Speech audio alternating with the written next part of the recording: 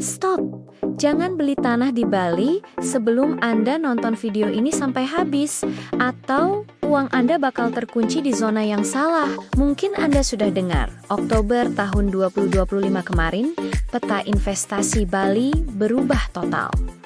Moratorium resmi diketuk, izin pembangunan baru di Bali Selatan, seperti Canggu dan sekitarnya, resmi dihentikan. Ini bukan sekadar isu, ini adalah game changer. Pertanyaannya, apakah ini akhir dari cuan properti Bali?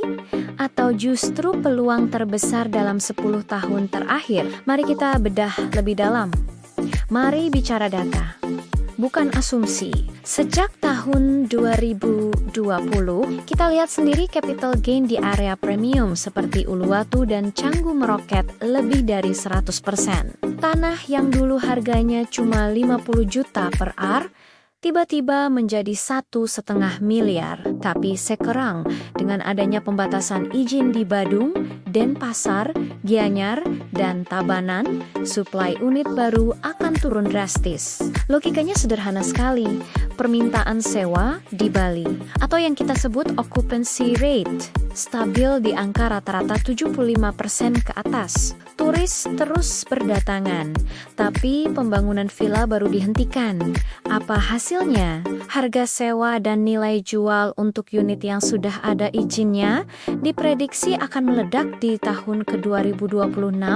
Ini bukan lagi soal lokasi, tapi soal legalitas. Data terbaru menunjukkan unit yang sudah punya izin lengkap, yaitu PBG dan SLF, sekarang harganya bisa 15-20% lebih tinggi dibanding lahan kosong tanpa kepastian izin. Inilah yang disebut scarcity premium atau nilai kelangkaan. Semakin langka barangnya, semakin mahal harganya. Lalu, apa strategi terbaik di akhir tahun ini?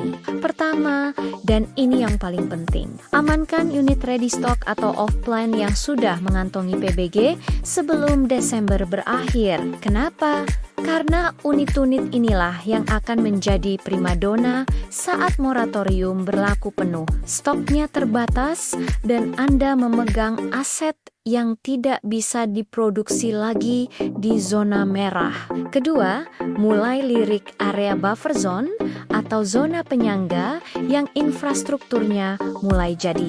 Kita bicara tentang area yang mendapat keuntungan dari proyek strategis nasional seperti akses tol Gilimanuk Mengwi. Ini adalah area yang akan menjadi the next Kang. Ingat, investasi properti itu seperti bermain catur. Kita harus berpikir beberapa langkah ke depan. Jadi kesimpulannya, Bali tidak lagi tentang siapa yang punya uang paling banyak, tapi tentang siapa yang bergerak paling cepat sebelum aturan makin ketat dan pintu kesempatan tertutup.